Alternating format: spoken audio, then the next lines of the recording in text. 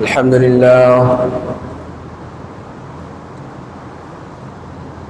لله نحمده ونستعينه ونستهديه ونعوذ بالله من شرور أنفسنا وسيئات أعمالنا من يهده الله فلا مضل له ومن يضلل فلا هادي له وأشهد أن لا إله إلا الله وحده لا شريك له وأشهد أن محمدًا عبده ورسوله يا أيها الذين آمنوا اتقوا الله حق تقاته ولا تموتن إلا وأنتم مسلمون يا أيها الناس اتقوا ربكم الذي خلقكم من نفس واحدة وخلق منها زوجها وبث منهما رجالا كثيرا ونساء واتقوا الله الذي تساءلون به والأرحام إن الله كان عليكم رقيبا يا أيها الذين آمنوا اتقوا الله وقولوا قولا سديدا يصلح لكم أعمالكم ويغفر لكم ذنوبكم ومن يطع الله ورسوله فقد فاز فوزا عظيما أما بعد فإن خير الحديث كتاب الله وأحسن الهدي هدي محمد صلى الله عليه وسلم وشر الأمور محدثاتها وكل محدثة بدعة وكل بدعة ضلالة وكل ضلالة في النار. فأعوذ بالله السميع العليم من الشيطان الرجيم من همزه ونفثه بسم الله الرحمن الرحيم.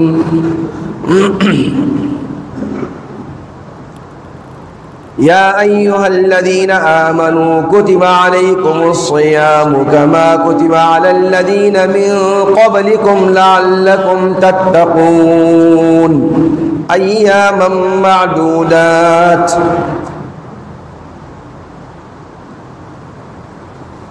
حاضرین جمعہ، اللہ رب العالمین کی حمد و ثنا اور نبی مکرم صلی اللہ علیہ وسلم پر صلاۃ و سلام کے بعد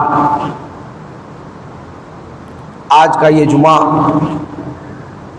جو ہم لوگ پڑھنے کے لیے آئے ہیں، ماہ رمضان المبارک کا غالباً آخری جمعہ ہے. آج کے خطبے میں اسی حوالے سے چند باتیں آپ کے سامنے پیش کرنی مقصود ہیں. اللہ رب العالمین ہمیں حق بات کہنے، سننے اور ہم سب کو اس پر عمل پیرا ہونے کی توفیق ارزانی بخشے. ماہ رمضان المبارک سال کے مہینوں میں سب سے افضل مہینہ ہے. سال کے سارے مہینوں کا سردار ہے. اللہ رب العالمین اس کائنات کے اندر اس نے ایک نظام بنایا ہے. اس نظام کے مطابق، اس سسٹم کے مطابق اس کائنات کے معاملات چلتے رہتے ہیں. اس نظام میں اللہ رب العالمین نے کچھ اوقات کو اور کچھ جگہوں کو فضیلت بخشی ہے.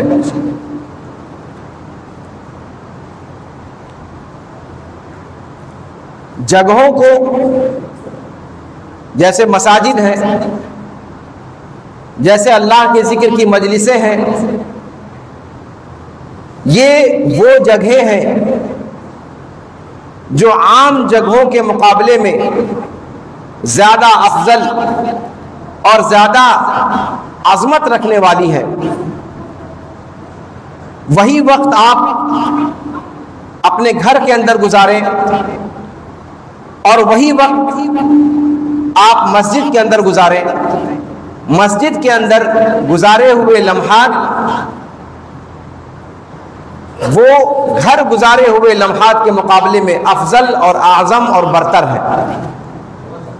اسی طریقے سے وہ گھڑیاں جو آپ بازار میں ادھر ادھر چکر لگاتے ہوئے اس دکان اس دکان خریداری کرتے ہوئے جو اوقات آپ گزارتے ہیں، ان کے مقابلے میں کسی جگہ اگر اللہ کے ذکر کی مجلس منعقد ہو اور وہاں پر آپ بیٹھ جائیں، وہی وقت جو آپ نے بازار میں گزارا اور وہی وقت جو آپ نے ذکر کی مجلس میں اللہ رب العالمین کے ذکر کی مجلس میں گزارا، دونوں میں زمین اور آسمان کا فرق ہے۔ تو جگہوں کے بدلنے سے احکام بدل جایا کرتے ہیں، اور اس کی سب سے نمایاں مثال یہ ہے کہ ہم نمازیں اپنی اپنی مسجدوں میں ادا کرتے ہیں، لیکن یہی نماز اگر بیت المقدس میں ادا کر دی جائے تو ہماری یہاں ادا کی ہوئی 500 نمازوں کے مقابلے میں وہاں کی ایک نماز ہوتی ہے۔ بیت المقدس میں ایک نماز آپ نے ادا کر لی، دنیا کی باقی تمام مسجدوں میں حرمین کو چھوڑ کر آپ کی ادا کی ہوئی 500 نمازوں کے برابر آپ کو ایک نماز کا ثواب ملے گا۔ اتنا ہی نہیں، وہی ایک نماز آپ مسجد نبوی میں جا کر ادا کریں، مسجد نبوی کے اندر ایک وقت کی نماز اگر آپ پڑھتے ہیں تو بیت المقدس اور حرمین کو چھوڑ کر دنیا کی باقی تمام مسجدوں کے اندر 1000 نمازیں آپ ادا کریں تب وہاں کی ایک نماز کے مد مقابل ہوگا۔ اتنا ہی نہیں، ابھی جگہوں کا معاملہ ابھی اور باقی ہے، اور آگے بڑھیے، وہی ایک نماز آپ مسجد الحرام میں مکہ مکرمہ میں جا کر کے ادا کریں،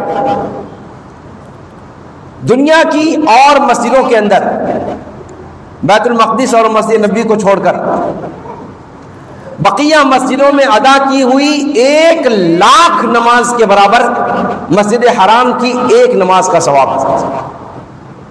دیکھ رہے ہیں آپ، بدلہ کچھ نہیں ہے، نماز وہی نماز ہے، بدلہ کیا ہے؟ صرف جگہ چینج ہوئی ہے۔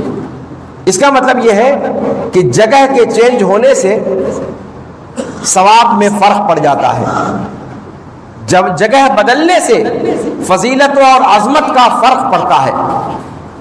اسی لیے اللہ کے رسول صلی اللہ علیہ وسلم نے فرمایا کہ دنیا کی سب سے خراب جگہ، دنیا کی سب سے خراب جگہ بازار ہے، اور دنیا کی سب سے بہترین جگہ اللہ کے گھر ہیں، اللہ کی مسجدیں ہیں۔ یہ جگہوں کے اعتبار سے۔ اب آئیے اوقات کے اعتبار سے دیکھ لیں۔ اوقات کے اعتبار سے سال کے 12 مہینے یہ یکساں درجے پر نہیں ہے۔ اللہ رب العالمین نے نمازوں کے اوقات کو بقیہ اوقات کے مقابلے میں فوقیت عطا فرمائی۔ اسی طریقے سے بعض اوقات کو بعض اوقات پر فوقیت دی۔ 24 گھنٹے میں نماز فجر سے پہلے کا جو وقت ہے وہ 24 گھنٹے کا افضل ترین وقت ہے، جس میں اللہ کے بندے اپنی نیند کو قربان کر کے تتجافى جنوبهم عن المضاجع يدعون ربهم خوفا وطمعا، جس کے بارے میں قرآن نے کہا اور اگر سنت پہ عمل ہوتا ہے تو آج فجر کی نماز میں آپ نے اس سورت کو پڑھا ہوگا، اس سورت کو سنا ہوگا کہ اللہ کے نیک بندے وہ ہیں جن کے پہلو ان کے بستروں سے الگ ہو جاتے ہیں، جن کے جو اپنے پہلوؤں کو اپنے بستر سے الگ کر دیتے ہیں، اپنے بستروں کو نرم و گداز آرام دہ بستروں سے وہ الگ ہو کر یدعون ربہم خوفا وطمعا، اپنے رب کے حضور سر بسجود ہوتے ہیں، عبادت میں لگے ہوتے ہیں، خوف کی حالت میں اور طمع کی حالت میں، اللہ کا ڈر اپنے اندر رکھتے ہوئے اور اللہ کے ثواب کی اور جنت کی امید لیے ہوئے وہ اللہ رب العالمین کی عبادت کر رہے ہوتے ہیں۔ کب؟ جب پوری کی پوری دنیا خواب خرگوش کے مزے لے رہی ہوتی ہے، جب ان کے خراٹے اس سکوت کو، دنیا کے سکوت کو توڑ رہے ہوتے ہیں، ایسے میں یہ بندہ اپنے ان نرم و گداز بستروں کو چھوڑ کر رب العالمین کی بارگاہ میں سر بسجود ہوتا ہے، اپنے گھر کے ایک حصے کو اللہ کی عبادت کے لیے خاص کر کے اللہ رب العالمین کی بارگاہ میں سر بسجود ہوتا ہے، رکوع و سجود کرتا ہے، قیام کرتا ہے، قرآن کریم کی تلاوتیں کرتا ہے اور اپنے رب سے فریاد کرتا ہے۔ یہ 24 گھنٹے میں سب سے افضل وقت ہے، نمازوں کے اوقات افضل ہیں، یہ وقت افضل ہے۔ اسی طریقے سے فجر کی نماز کے بعد سے لے کر طلوع شمس، سورج نکلنے کے وقت تک کا جو ٹائم ہے، اللہ کے رسول صلی اللہ علیہ وسلم اس وقت کو ذکر و اذکار میں گزارا کرتے تھے اور اس کی بڑی فضیلت آئی ہے۔ اسی طریقے سے صلاۃ عصر کے بعد شام کو پڑھنے والے اذکار آپ صلی اللہ علیہ وسلم پڑھا کرتے تھے۔ قرآن کریم نے اس کی سورہ قاف کے اندر اس کا ذکر کیا ہے، قبل طلوع الشمس وقبل الغروب، سورج طلوع ہونے سے پہلے اور سورج ڈوبنے سے پہلے اللہ رب العالمین کا ذکر کیا جائے۔ یہ اوقات یہ فاضل اوقات ہے، فضیلت والے اوقات ہیں۔ اسی طریقے سے ہفتے کے اندر جمعہ کا دن یہ ہفتے کے دنوں کا سردار ہے۔ اس دن کی عظمت یہ ہے کہ اللہ کے رسول صلی اللہ علیہ وسلم نے فرمایا کہ 5 نمازیں اور جمعہ اگلے جمعہ تک اور رمضان اگلے رمضان تک اپنے مابین کیے ہوئے گناہوں کا کفارہ ہے۔ یعنی آج کا یہ دن، جمعہ کا دن، ہفتے بھر جو ہم سے غلطیاں ہوئی ہیں ان غلطیوں کی تکفیر سیئات کا، ان غلطیوں کی تکفیر کا، ان کے کفارے کا آج یہ دن ہے۔ جیسے 5 نمازیں ہر نماز اپنے سے بعد والی نماز کے درمیان ہونے والے گناہوں کا کفارہ بنتی ہے، ایسے ہی جمعہ ہفتے بھر کے گناہوں کا کفارہ انسان کے لیے بن جاتا ہے، اور رمضان یہ سال بھر کے آپ کے کیے ہوئے گناہوں کا کفارہ بن جاتا ہے۔ یہ فضیلت ہے اوقات کی۔ جمعہ کی فضیلت جمعہ کی نماز کی وجہ سے ہے، رمضان کی فضیلت قرآن کی وجہ سے ہے، تو اوقات کی فضیلت اس اعتبار سے ہے۔ اسی طریقے سے اللہ کے رسول صلی اللہ علیہ وسلم سوموار اور جمعرات کے دن کو خاص اہمیت دیتے تھے، اور ان دونوں دنوں کا ہر ہفتے میں روزہ رکھا کرتے تھے۔ آپ صلی اللہ علیہ وسلم سے صحابہ کرام نے پوچھا کہ اللہ کے رسول، ان دونوں دنوں کی آپ خاص طور پر تعظیم کرتے ہیں، ان دونوں دنوں کے اندر آپ خاص طور پر اہتمام کے ساتھ روزہ رکھتے ہیں، کیا وجہ ہے اس کی؟ آپ صلی اللہ علیہ وسلم نے فرمایا کہ یہ دونوں دن وہ دن ہیں جن میں اللہ رب العالمین کے سامنے بندوں کے نامہ اعمال، ہفتہ واری نامہ اعمال اللہ رب العالمین کے سامنے پیش کیے جاتے ہیں۔ جیسے یومیہ اعمال بندے کے پیش کیے جاتے ہیں صلاۃ فجر کے اندر اور صلاۃ عصر کے اندر۔ فجر کی نماز میں جو نائٹ ڈیوٹی والے فرشتے ہوتے ہیں وہ اللہ رب العالمین کے پاس چلے جاتے ہیں۔ ڈے کی ڈیوٹی جن فرشتوں کی ہوتی ہے وہ فجر کی نماز میں آتے ہیں اور عصر کی نماز تک اپنی ڈیوٹی مکمل کرتے ہیں۔ اور فجر کی اور عصر کی نماز یہ وہ دو نمازیں ہیں جن میں نائٹ اور ڈے ڈیوٹی کرنے والے فرشتے ایک دوسرے سے ملتے ہیں۔ وہ آ کر کے چارج سنبھالتے ہیں اور جو چارج سنبھالے ہوئے ہوتے ہیں وہ رخصت ہو کر اللہ کے ہاں جاتے ہیں۔ تو فجر کی اور عصر کی نماز کی خاص اہمیت بیان کی گئی ہے۔ یومیہ جو اعمال پیش کیے جاتے ہیں اللہ کی بارگاہ میں اس کے حوالے سے، اور سوموار اور جمعرات یہ ہفتہ واری اعمال جو اللہ رب العالمین کی بارگاہ میں پیش کیے جاتے ہیں، یہ ان کا ٹائم ٹیبل ہے کہ سوموار کے دن اور جمعرات کے دن وہ اللہ کی بارگاہ میں بندوں کے ہفتہ واری نامہ اعمال پیش کرتے ہیں۔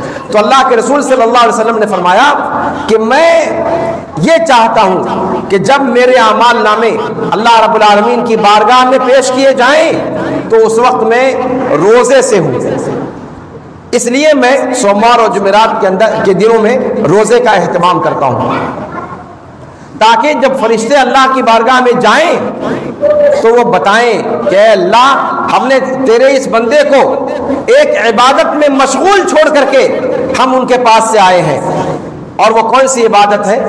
صوم کی عبادت۔ باقی عبادتوں میں آپ کو نہیں معلوم کہ جب فرشتہ اللہ کے پاس پہنچتا ہے اس وقت آپ کیا کر رہے ہیں۔ نماز کا معاملہ ہے، نماز پڑھ کر کے آپ فارغ ہو گئے، اس کے بعد کوئی نماز نہیں، فجر کی نماز پڑھ لی آپ نے، اس کے بعد کوئی نماز نہیں، عصر کی نماز آپ نے پڑھ لی، اس کے بعد کوئی نماز نہیں، اور یہی دونوں ٹائم ہے جس میں فرشتے اللہ کی بارگاہ میں جاتے ہیں۔ تو وہ کون سی عبادت ایسی ہو سکتی ہے کہ جس میں بندہ 100% یقین کے ساتھ کہہ سکتا ہے کہ اللہ کی بارگاہ میں اعمال پیش کیے گئے اور ہم عبادت میں تھے، گارنٹڈ۔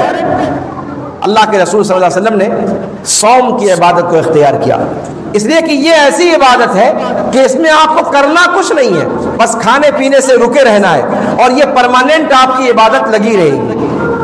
اب فرشتے عصر کی نماز کے بعد جب جاتے ہیں آسمان پر، جس وقت بھی وہ اللہ کی بارگاہ میں پیش کریں گے معاملہ، اس وقت آپ عبادت کے اندر ہوں گے۔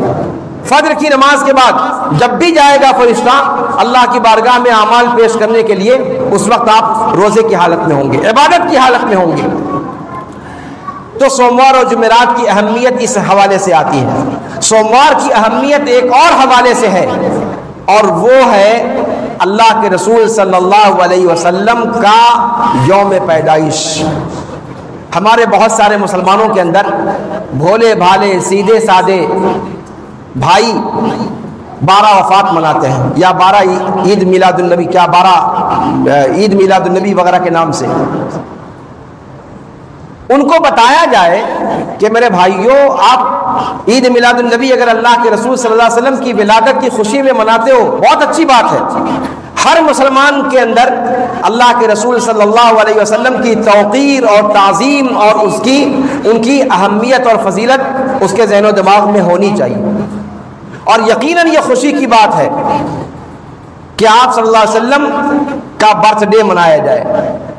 لیکن مسئلہ یہ ہے کہ برتھ ڈے آپ جیسے مناتے ہو، اللہ کے رسول صلی اللہ علیہ وسلم نے ایسے نہیں منایا۔ اللہ کے رسول نے منایا ہے، یہ نہیں کہ اللہ کے رسول نے منایا نہیں، منایا ہے، لیکن آپ جیسے مناتے ہیں ویسے اللہ کے رسول نے نہیں منایا۔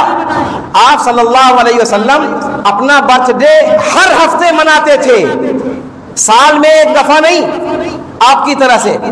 تو اگر اللہ کے رسول صلی اللہ علیہ وسلم سے محبت کے دعوے میں سچے ہو تو ہر ہفتے آپ صلی اللہ علیہ وسلم کی پیدائش جس دن ہوئی ہے اس دن روزہ رکھو نا۔ جو طریقہ رسول پاک صلی اللہ علیہ وسلم نے بتلا دیا وہ طریقہ اختیار کرو نا۔ اگر محبت کے دعوے میں سچے ہو تو محبت سچی یہ ہے کہ جیسے انہوں نے برتھ ڈے منایا ویسے برتھ ڈے منا کر دکھاؤ، تب مانیں گے کہ آپ سچے ہو۔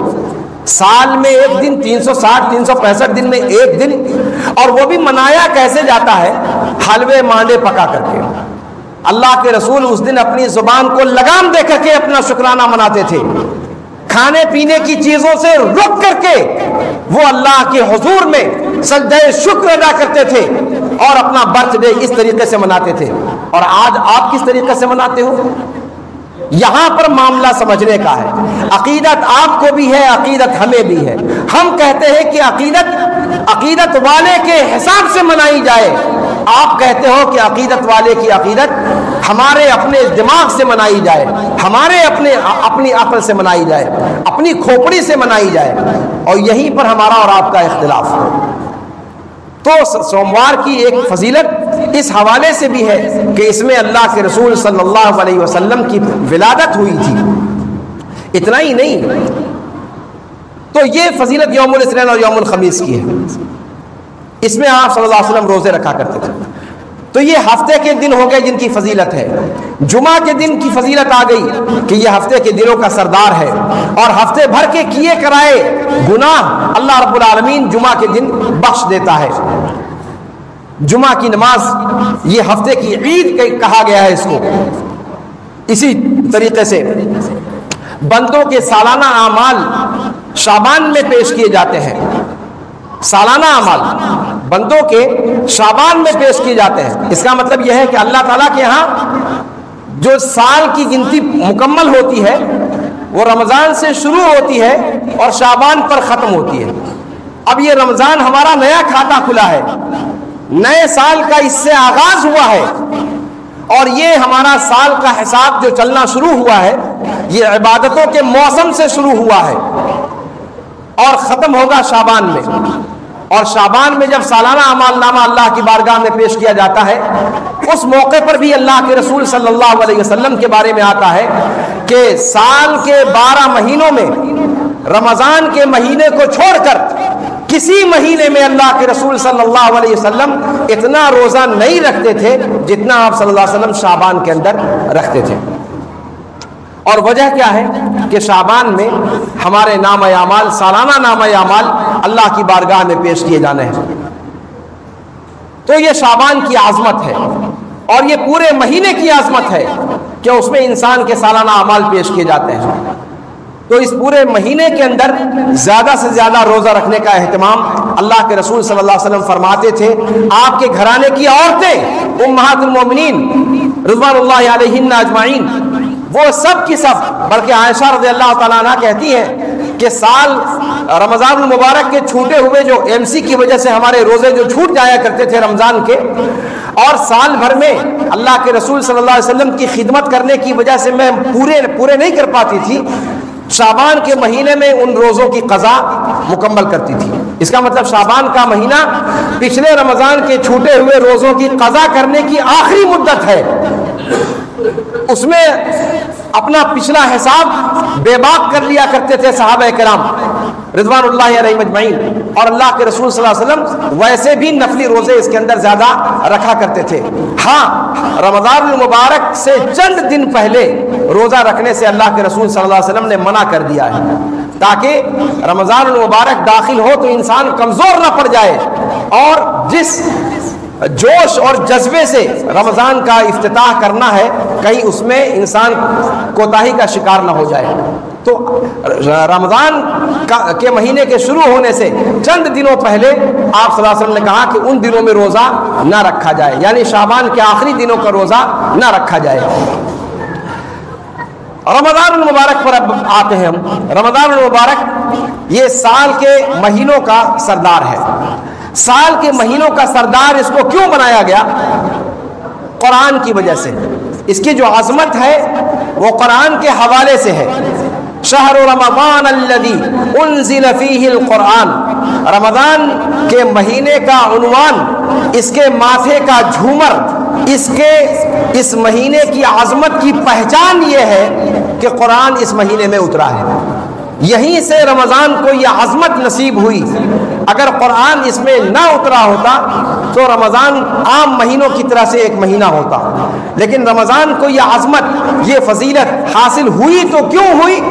قرآن کی وجہ سے. شہر رمضان الذی انزل فیہ القرآن ھدی للناس وبینات من الھدی والفرقان, جو لوگوں کے لیے سرتاپا ہدایت ہے, جس کے اندر اللہ رب العالمین کی طرف سے واضح نشانیاں موجود ہیں, جو حق و باطل میں فرق کرنے والا ہے. یہاں سے رمضان المبارک اپنی عظمت حاصل کرتا ہے، اپنی عظمت کشید کرتا ہے۔ اس سے سمجھ میں آئی بات کہ رمضان المبارک کی عظمت قرآن کو الگ کر کے نہیں دیکھی جا سکتی، اسی لیے رمضان المبارک کے دنوں میں روزہ رکھ کر کے اللہ رب العالمین کا ہم شکرانہ ادا کرتے ہیں کہ قرآن جیسی عظیم کتاب اللہ نے ہمیں عطا فرمائی، اور راتوں کو اس قرآن کی تلاوت بکثرت کرتے ہیں، قیام اللیل کے اندر، تراویح کے اندر، یا پھر بغیر تراویح کے یوں ہی بیٹھ کر کے قرآن کی تلاوت کرتے ہیں۔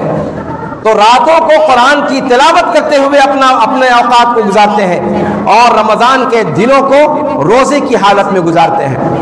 یہ رمضان المبارک کا مہینہ قرآن کے حوالے سے ہی اس کی شناخت ہے، روزے کی حالت میں بھی تلاوت، اور رات کے اندر جب ہم روزہ نہیں ہوتے اس وقت بدرجہ اولا قرآن ہی ہماری زندگی کا نصب العین رہتا ہے رمضان میں، یا ہونا چاہیے۔ امام مالک کے بارے میں اور دیگر اسلاف کے بارے میں آتا ہے، سفیان رحمہ اللہ وغیرہ کے بارے میں آتا ہے کہ وہ شریعت کی کتابوں کا درس دیتے تھے، فقہ کا درس دیتے تھے، حدیث کا درس دیتے تھے، میراث کا درس دیتے تھے، لیکن جب رمضان کا مہینہ شروع ہوتا تھا تو سارے درس چھوڑ دیا کرتے تھے اور صرف اپنے آپ کو قرآن کے لیے وقف کر دیا کرتے تھے، قرآن کی تلاوت کے علاوہ کوئی کام نہیں، جبکہ باقی سارے کام بھی علمی کام ہیں، علمی خدمت ہے، لیکن وہ سب چھوڑ دیا کرتے تھے اور پورا ٹائم اپنا کس کو دے دیا کرتے تھے؟ قرآن کریم کو دے دیا کرتے تھے۔ یہ عظمت قرآن کی، رمضان کی، یہ قرآن کے حوالے سے ہے۔ اب آئیے تھوڑا سا گفتگو اس پر ہو جائے کہ جب رمضان کی عظمت قرآن کے حوالے سے ہے تو پھر ہمیں دیکھنا یہ ہے کہ رمضان میں قرآن اترا کب ہے؟ رمضان میں قرآن اترا کب ہے؟ دن کو یا رات کو؟ سبھی لوگ جانتے ہیں قرآن کب اترا ہے؟ رات کو نازل ہوا۔ قرآن کا نزول کب ہوا ہے؟ رات کے وقت میں ہوا ہے۔ اس کا مطلب رمضان کے دنوں کی کوئی فضیلت نہیں ہے، رمضان کی راتیں اصل ہیں، اور راتیں اصل اس لیے ہیں کہ رمضان قرآن سے پہچانا جاتا ہے، اور قرآن کے نزول کی وجہ سے رمضان کی عظمت ہے، اور قرآن رات کو اترا ہے نہ کہ دن میں، اور اسی لیے لیلۃ القدر ہم رات مناتے ہیں، دن نہیں مناتے۔ کیوں؟ اس لیے کہ قرآن رات کو نازل ہوا۔ اب یہاں پر علماء کرام کے درمیان دو رائے ہیں کہ رمضان کے اندر رات کو قرآن کیسے اترا، کیا مطلب ہے اس کا؟ قرآن تو اللہ کے رسول صلی اللہ علیہ وسلم پر کئی سالہ دور نبوت میں جستا جستا حالات اور واقعات کے اعتبار سے دھیرے دھیرے کر کے اترانا، تو پھر یہ ایک رات میں اترنے کا قصہ کیا ہے؟ علماء کرام کہتے ہیں کہ صاحب قرآن دو بار اتارا گیا۔ پہلی بار لوح محفوظ سے آسمان دنیا پر اتارا گیا، اور وہ اسی لیلۃ القدر میں اتارا گیا۔ انا انزلناہ فی لیلۃ القدر وما ادراک ما لیلۃ القدر۔ اسی طریقے سے سورہ دخان میں اللہ نے فرمایا انا انزلناہ فی لیلۃ مبارکہ انا کنا منذرین، کہ ہم نے اس کو مبارک رات میں اتارا، ایسی رات میں جو برکتوں سے بھری ہوئی ہے، اس رات میں اتارا۔ اور یہ رات مہینہ کون سا تھا اس کو بھی اللہ تعالیٰ نے متعین کر دیا اس آیت میں کہ شہر رمضان الذی انزل فیہ القرآن، کہ مہینہ رمضان کا تھا جب قرآن اتارا گیا۔ اس کا مطلب ہوا دو باتیں تو فکس ہو گئی کہ رمضان میں قرآن اتارا گیا اور رات میں قرآن اتارا گیا، اور وہ رات رمضان کے مہینے کی رات تھی۔ اب یہ رات کون سی ہے اس کے بارے میں اللہ کے رسول صلی اللہ علیہ وسلم نے کوئی بات واضح نہیں بتلائی کہ کون سی رات ہے۔ ہاں یہ طے ہے کہ 20 رمضان سے لے کر اور آخر کی راتیں 29 رمضان یا 30 رمضان تک کسی رات میں وہ رات ہے، ان 10 راتوں میں سے کوئی ایک رات ہے۔ دھیان دیجئے گا، لیلۃ القدر پوری دنیا میں ایک دن آتی ہے، ایسا نہیں ہو سکتا کہ سعودی عرب کے اندر آج ہے اور انڈیا کے اندر، نیپال کے اندر کل ہو، ایسا نہیں ہو سکتا۔ پوری دنیا میں لیلۃ القدر کی جو رات ہے، قدر کی جو رات ہے وہ ایک رات ہے، اور یقین مانے اسی لیے ساری دلیلوں کو دیکھتے ہوئے یہ چیز حتمی طور پر کہی جا سکتی ہے کہ جو 5 راتیں جاگنے کا مزاج ہمارے یہاں بنا ہوا ہے، ان 5 راتوں میں لیلۃ القدر یقینی نہیں ہے کہ آ جائے۔ اسی لیے سعودی عرب کے اندر لجنہ دائمہ کا فتویٰ آپ دیکھیں، آپ علماء کمیٹی کا جو فتویٰ ہے اور دیگر علماء کرام کا، وہ یہ کہتے ہیں کہ رمضان کے آخری عشرے کو مکمل کا مکمل منایا جانا ضروری ہے اگر لیلۃ القدر کو پانے کی تمنا ہے۔ اس لیے کہ آپ جانتے ہیں کہ کبھی 1 دن کا فرق ہوتا ہے، کبھی 2 دن کا فرق ہوتا ہے۔ مان لیجئے سعودی عرب کے اندر کل 27ویں رات تھی، یعنی پرسوں 27ویں رات تھی، ہمارے یہاں کل 27ویں رات تھی۔ اب یہ رات لیلۃ القدر تھی یا نہیں تھی؟ اس لیے کہ اگر ہم اپنے یہاں کے اعتبار سے دیکھیں تو ہمارے یہاں 26 رمضان تھا جب ان کی 27ویں رات تھی، اور رات یہ ایک ہی آنی ہے۔ اگر ایک ہی آنی ہے تو یہ کیسے ممکن ہے کہ خالی طاق رات میں پڑے؟ ایسا ہو ہی نہیں سکتا۔ اگر 27 کو لیلۃ القدر وہاں سعودی عرب میں ہے تو پھر وہ ہمارے لیے تو طاق رات نہ ہوئی، ہمارے یہاں تو وہ 26 ہوئی۔ تو اس لیے علماء کرام نے کہا ہے کہ ان 10 راتوں میں سے کسی ایک رات میں لیلۃ القدر ہو سکتی ہے۔ بہرحال وہ ایک الگ مسئلہ ہے۔ تو ہمیں ان 10 راتوں کے اندر، اور اللہ کے رسول صلی اللہ علیہ وسلم کے جو الفاظ ملتے ہیں وہ بھی یہی ہے کہ جب آخری عشرہ آتا تھا آپ صلی اللہ علیہ وسلم اپنی کمر کس لیا کرتے تھے، اور اللہ کے رسول صلی اللہ علیہ وسلم ان راتوں کو مکمل جاگنا شروع کر دیا کرتے تھے، اور نہ صرف یہ کہ جاگتے تھے، ایقظ اہلہ، اپنے گھر والوں کو بھی جگایا کرتے تھے۔ آپ صلی اللہ علیہ وسلم جانتے تھے کہ بچوں کو نیند پیاری ہے، عورتیں بیچاری کام کرتی ہیں گھر کے اندر، ان کو تھوڑا سا آرام کرنے دیا جائے۔ 20 دن تک تو ٹھیک ہے، لیکن 20 رمضان کے بعد نہ خود سوتے تھے نہ سونے دیتے تھے۔ صحیح روایت ہے، بخاری مسلم کے اندر روایات آئی ہوئی ہے۔ اس کا مطلب یہ ہوا کہ لیلۃ القدر کی تلاش 10 راتوں میں کرنا ضروری ہے اگر کوئی بندہ صحیح معنوں میں لیلۃ القدر کو پانا چاہتا ہے۔ ایک اور بات کہ جب اس رمضان کی عظمت رات کے حوالے سے ہے تو پھر اس کا مطلب یہ ہوا کہ رمضان کے اندر کسی دن کی کوئی فضیلت نہیں ہے، 10 راتوں کی فضیلت آئی ہے۔ راتوں کو اللہ کے رسول جاگا کرتے تھے، جگایا کرتے تھے، سب کچھ کرتے تھے رات کو، تو دن میں تو کوئی فضیلت نہ ہوئی۔ پھر یہ ہمارے ملا، یہ ہمارے عوام، یہ جمعۃ الوداع کا کہاں سے یہ کھڑاگ لے کر کے آ گئے کہ یہ جمعۃ الوداع ہے؟ کیا ہے جمعۃ الوداع؟ کیا ہے اس کی حقیقت؟ جب آپ کے سامنے یہ چیز بتلا دی گئی کہ رمضان میں اگر کسی چیز کی فضیلت ہے تو وہ رات کی ہے، دن کی کوئی فضیلت ہے ہی نہیں سوائے اس کے کہ اس میں روزہ رکھا جائے گا۔ جو فضیلت ہے وہ رات کی فضیلت ہے۔ پھر یہ جمعۃ الوداع کا تصور کہاں سے آ گیا؟ پھر جمعۃ الوداع کے حوالے سے من گھڑت چیزیں کہاں سے گڑھ لی گئیں؟ پھر جمعۃ الوداع کے لیے یہ رسم و رواج کہاں سے ایجاد کر لیا گیا؟ پھر جمعۃ الوداع کے لیے اپنی بستیوں کو چھوڑ کر ہجرت کر کے اور دور دراز کے علاقوں کی مسجدوں کا رخ کر کے وہاں جمعہ ادا کرنے کی نیت سے نکلنے کا رواج کس کے باپ نے ایجاد کر لیا؟ یہ شریعت ہے، یہ ہمارے اور آپ کی باپ کی جاگیر نہیں ہے۔ یہاں وہی سکہ چلے گا جو قرآن نے کہہ دیا یا رسول کے فرمان نے کہہ دیا۔ ہم اور آپ اپنی کھوپڑی سے شریعت کے اندر کسی چیز کا اضافہ کریں؟ کس نے اجازت دی ہمیں؟ کس نے یہ سب چیزیں ایجاد کی؟ کون کہتا ہے کہ جمعۃ الوداع کی کوئی حقیقت ہے؟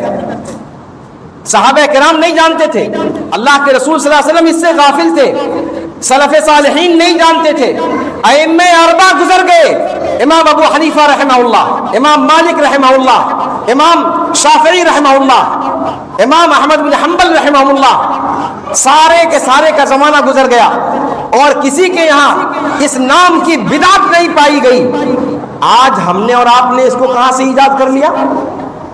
شریعت جب اللہ کے رسول صلی اللہ علیہ وسلم کے اوپر مکمل ہو گئی، پھر یہ سب خرافات ہم نے کہاں سے ایجاد کر لی؟ کسی کے خواب میں فرشتہ آ کر بتا دیا، یا کسی کے سامنے فرشتہ جاگتے میں آ گیا، کسی ولی اللہ کے اوپر کسی اللہ کے ولی کے اوپر، کسی پیر کے اوپر، کسی فقیر کے اوپر؟ کیا ایسے شریعت کے اندر اضافے کیے جائیں گے؟ یہ کس نے ایجاد کیا اور کس بنیاد پر ایجاد کیا؟ شریعت کا جو مزاج ہمیں ملتا ہے، رمضان المبارک میں دنوں کے حوالے سے کوئی خصوصیت ذکر نہیں کی گئی ہے. جتنی خصوصیات آئی ہیں وہ راتوں کی آئی ہیں، اور راتوں کی خصوصیت ایسی ہے جس کو منانے کا اہتمام ہونا چاہیے. پھر وہی کہوں گا کہ اللہ کے رسول کا برتھ ڈے منانے کے حوالے سے سال میں ایک دن بڑا آسان لگتا ہے. ساری خرافات ایجاد کر کے اور اپنے سارے ارمان ٹھنڈے کر لو. اس کے اندر وہ حلوے، مانڈے، پکوڑے اور بریانی اور پلاؤ اور زردہ بناؤ، جو حسرتیں ہو سب پوری کرو. اپنا خانہ ساز طریقہ، جو طریقہ رسول نے بتلایا اس پہ چلو تو نانی مرے گی. ہر ہفتے میں اس دن کا روزہ رہو اور روزہ رکھ کر کے اللہ کے رسول کا برتھ ڈے مناؤ. ہے ہمت؟ کرو اس کو. نہیں کریں گے. رمضان کی 10 راتوں کو کہا گیا اللہ کے رسول جاگتے تھے، جگاتے تھے، بچوں تک کو، بیویوں تک کو نہیں چھوڑتے تھے. اور آج ہماری نانی مرتی ہے، خود بھی نہیں اٹھتے، خود بھی نہیں جاگتے. بچوں کو جگانا تو چھوڑیے، کیوں؟ نانی مرتی ہے. جو صحیح ثابت کام ہے جس میں کسی کا اختلاف نہیں ہے امت کے اندر، اس کام کو کرتے ہوئے لقمہ مارتا ہے، اس کام کو نہیں کریں گے. اور جمعۃ الوداع، مہینہ بھر آوارہ گردی کیا، جمعۃ الوداع جا کر 2 ٹھونکے مار لیا اور بخشے بخشائے ہو گئے. کمال ہے صاحب. ایسے شارٹ کٹ راستے شریعت میں نہیں ہوا کرتے. شریعت شارٹ کٹ کا نام نہیں ہے. شریعت نام ہے قرآن کا اور رسول اللہ کے فرمان کا صلی اللہ علیہ وسلم. اس کے علاوہ کوئی تیسری چیز دین کے اندر حجت نہیں ہے. کسی کا قول، کسی کا فرمان، کسی کا خواب، کسی کا الہام، یہ سب چیزیں شریعت کے اندر حجت نہیں ہے. تو جمعۃ الوداع کے حوالے سے جو باتیں کہی جاتی ہیں، یہ ساری کی ساری باتیں سراسر فراڈ اور یہ کھوٹے سکے ہیں. اور کھوٹے سکوں کے اندر اور اصلی سکوں کے اندر تمیز پیدا کرنے کی کوشش کرنی چاہیے. ہمیں ہمارے شریعت میں ایسے افراد سے محتاط رہنا چاہیے جو ہمارے دین پر ڈاکہ ڈالنا چاہتے ہیں. یہ لوگ ان ڈاکوؤں سے خطرناک ہیں جو ہمارے گھر کا اثاثہ لوٹ کر لے جاتے ہیں، ہمارے گھر کی ساری ملکیت جو چرا کر کے، جو لوٹ کر کے لے جاتے ہیں. ان سے کہیں زیادہ خطرناک یہ ڈاکو ہیں جو ہمارے دین و ایمان پر ڈاکہ ڈالتے ہیں اور ہمارے دین و ایمان کو چرا کر لے جاتے ہیں. اس لیے ہمیں شریعت کے اندر اس طرح کی خرافات سے اپنے آپ کو بچانا چاہیے. اس ماہ مبارک کے اندر ہم نے جیسی بھی لولی، لنگڑی، کانی، ترچھی، جو بھی آڑی ترچھی عبادتیں کی ہیں، دعا کرنا چاہیے کہ اللہ رب العالمین ان عبادتوں کو قبول فرمائے، بشرطے کہ وہ عبادت رسول اللہ صلی اللہ علیہ وسلم کے طریقے کے مطابق ہو، اپنے خانہ ساز طریقے کے مطابق نہیں، اللہ کے رسول صلی اللہ علیہ وسلم کے بتائے ہوئے طریقے کے مطابق ہو. وہ تھوڑا سا ہو، وہ لولا کام ہو، لنگڑا کام ہو، وہ ہمارے لیے زیادہ سود مند اور فائدہ مند ہے قیامت کے دن بنسبت اس بدعت کے کام سے جو دیکھنے میں بڑا خوشنما لگتا ہے لیکن اللہ رب العالمین کے ہاں بجائے ثواب کے وہ عذابوں کا پٹارا ہمارے اوپر لاد دے گا. اس لیے اپنے آپ کو اس طرح کی چیزوں سے بچائیں. اللہ رب العالمین سے دعا کریں کہ جو 2-3 دن اب باقی رہ گئے ہیں، ان 2-3 دنوں میں راتوں کو، میں پھر تاکید کر رہا ہوں، راتوں کو خاص طور پر جاگ کر اللہ کی عبادت زیادہ سے زیادہ کرنے کی توفیق اللہ رب العالمین ہمیں عطا فرمائے. اللہ رب العالمین ان بچی کچی جو 2-3 راتیں ہیں، آپ جانتے ہیں کہ قرآن نور ہے. قرآن کیا ہے؟ نور ہے. قرآن نے اپنے آپ کو نور کہا ہے، روشنی کہا ہے، لائٹ کہا ہے. اور لائٹ کی ضرورت سورج میں نہیں ہوتی، لائٹ کی ضرورت اندھیرے میں ہوتی ہے. سبحان اللہ. شریعت کی مزاج کو لوگ سمجھے تب یہ چیز سمجھ میں آئے. قرآن کا رشتہ رات سے ہے، رات سے ہی اس کا تعلق ہے. رات کو اترا تھا تاکہ رات کی تاریکی کو دن کے سورج کی روشنی میں تبدیل کر دے. قرآن اس کے لیے آیا تھا.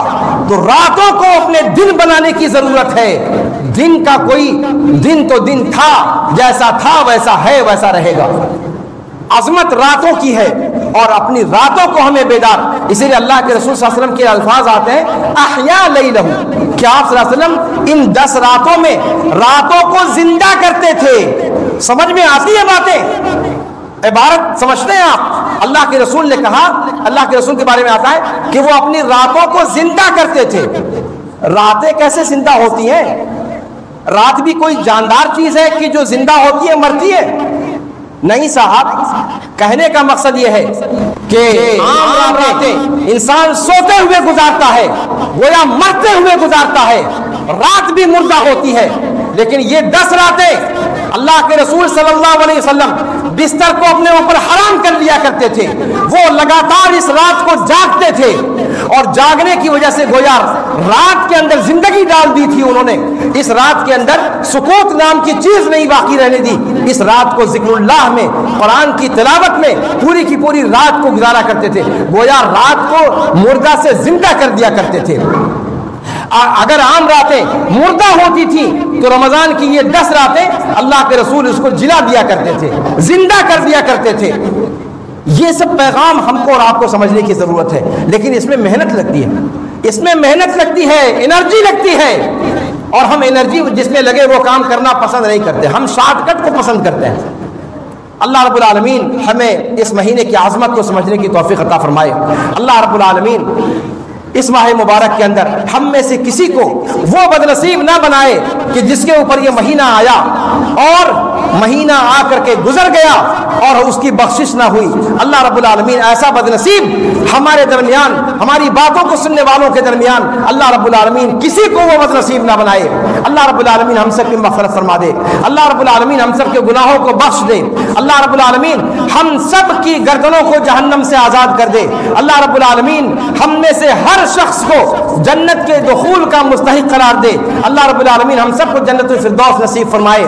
اللہ رب العالمین ہم میں سے جو لوگ قرض دار ہیں ان کے قرض کی ادائیگی کی سبیل پیدا فرما دے۔ اے اللہ ہم میں سے جن لوگوں کے گھر میں بچیاں شادی کے انتظار میں بیٹھی ہیں، رشتے کے انتظار میں بیٹھی ہیں، اے اللہ تو ان کے مناسب رشتے لگوا دے۔ اے اللہ ہم میں سے جن کو جو جس قسم کی بیماری ہے، اے اللہ تو انہیں شفائے کامل و عاجل عطا فرما دے۔ اے اللہ ہم میں سے جو لوگ دائمی بیمار ہیں، اے اللہ تو ان کی بیماری کو ان پر برداشت کرنا آسان بنا دے اور ان کی بیماریوں کو ان کی تکفیر سیئات کا، ان کے گناہوں کی بخشش کا اور ان کے درجات کی بلندی کا ذریعہ بنا دے۔ اے اللہ ہم میں سے جن کی جو بھی جائز ضروریات ہوں، جن کے اندر ان کی مصلحت ہو اور اے اللہ تیری رضا ہو، اے اللہ ان ساری ضرورتوں کی تکمیل کے اسباب مہیا فرما دے۔ اے اللہ تو ہمیں جب تک زندہ رکھ، اسلام پر زندہ رکھ، جب ہمارا خاتمہ ہو تو خاتمہ بالخیر ہو۔ ہم میں سے جو لوگ اس دنیا سے جا چکے ہیں، اے اللہ تو ان کی بخشش فرما دے، اے اللہ تو ان کی قبروں کو نور سے بھر دے، ان کی قبروں کو تحت نگاہ کشادہ کر دے، ان کی قبروں کو جہنم کے گڑھے میں سے کوئی گڑھا نہ بنائیو بلکہ جنت کی کیاریوں میں سے ایک کیاری بنا دیجیو، اور ہم جب ان تک پہنچے اے اللہ ہمارا بھی حشرۃ النبیین صدیقین شہداء و صالحین کے ساتھ فرمائیو۔ اقول قولی ھذا واستغفر اللہ لی ولکم ولسائر المسلمین فاستغفروہ من کل ذنب انہ هو الغفور الرحیم۔